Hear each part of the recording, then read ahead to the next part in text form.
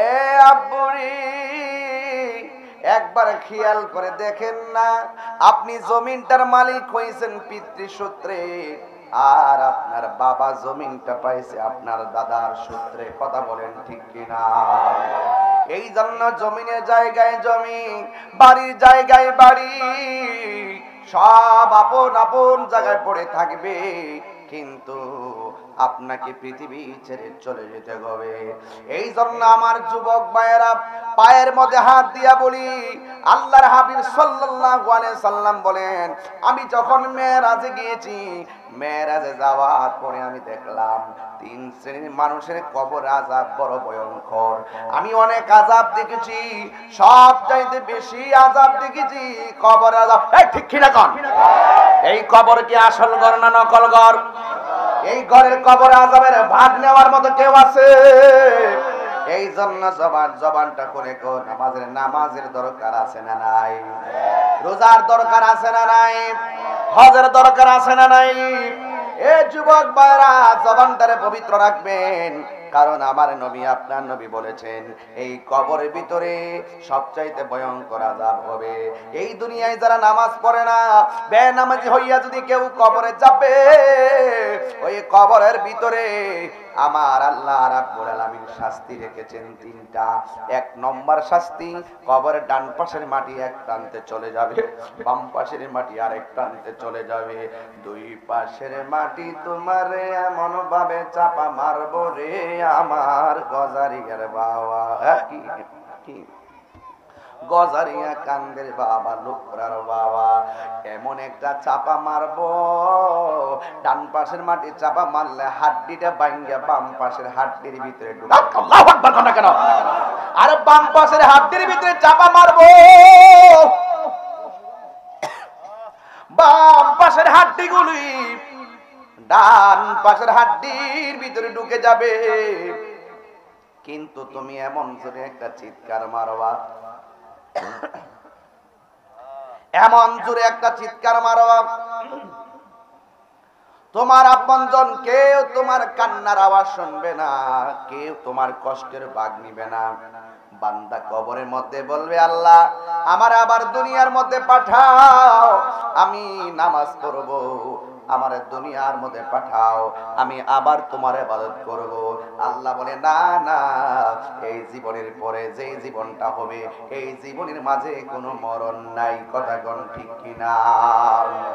এই জন্য যুবক ভাইয়েরা আমার, অনুরোধ কইরা বলি, সময় থাকতে হাঁটুগুলা ঠিক থাকতে ভালো করে রুকু করো, কোমরটা ঠিক করতে ভালো করে সিজদা করো, কারণ এমন একটা সময় আসবে হাজার চেষ্টা করলেও হাঁটুটা সুন্দর করে ফালাইতে পারবা না।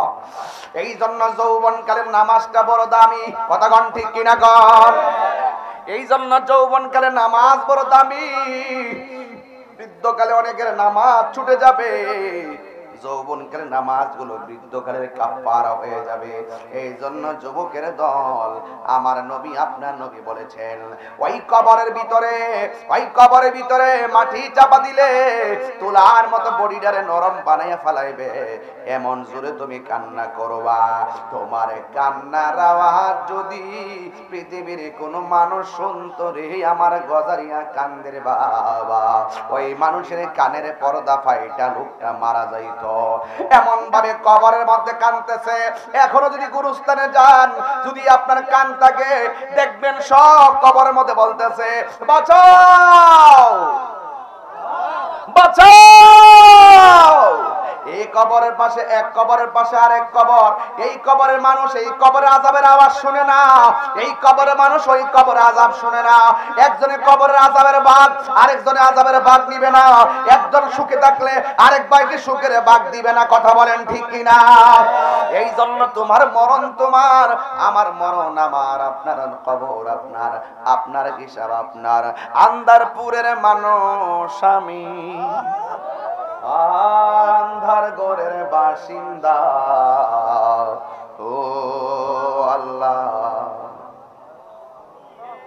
ও আল্লাহ কইতারে না, ও আল্লাহ, আমি এক পাপিষ্ঠ বান্দা। ঠিক রাস্তা সোজা, গারে লইয়া পারের বোঝা। আন্ধার ঘরের রাস্তা সোজা, গারের উপর পারের বোঝা।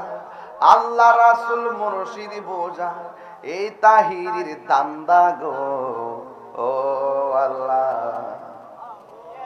ও আল্লাহ, আমি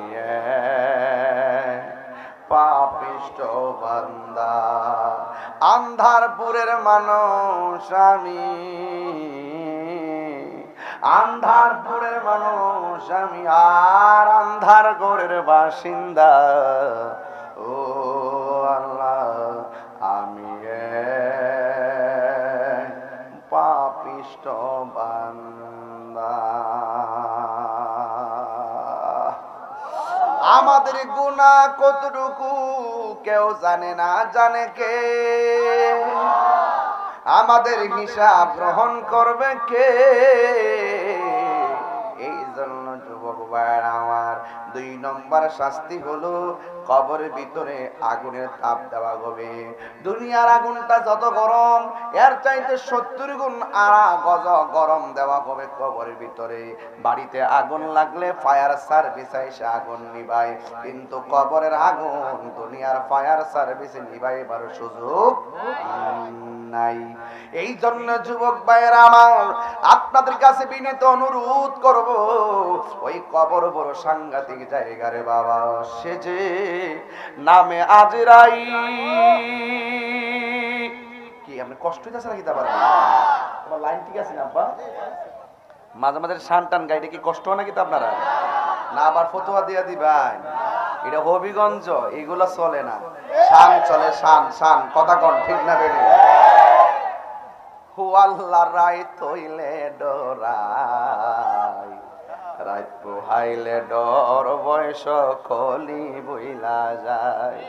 আমি সৃষ্টি তুমি স্রষ্টা, আমার কি বা সাধ্য, যখন তখন উইরা যাইতে গজারিয়া বাসি বাদ্য। চেয়ারম্যান সাহেব যদি ক আজরাইল আইসো ভালো কথা, আমার তো একটা রাস্তা বাকি আছে, সামনের বছর আয়ো, রাস্তাটা কইরা লই, এইরকম কোন সুযোগ সুবিধা আসেনি বাজার? আর যারা আসেনিও, আমি সৃষ্টি তুমি স্রষ্টা, আমার কি বা সাধ্য, যখন তখন উইরা যাইতে জীবের জীবন বাধ্য। সক্ষমতার প্রতিপাদ্য হর হামেশা গায়, আল্লাহ রাত হইলে ডরাই, রাত পোহাইলে ডর, বয়স কলি বইলা যায়। ঠিক কিনা রে বাবা? এ আপনি ও গজারিয়া কান্দির বাবা, ওই কবরের আযাব কি সত্য না মিথ্যা? একদিন না, 2 দিন না, কত শত বছর কবরে পড়ে থাকবো জানি না। আল্লাহ রাব্বুল আলামিন বলেন, ওয়া ফিহা ওয়া মিনহা নুখরিজুকুম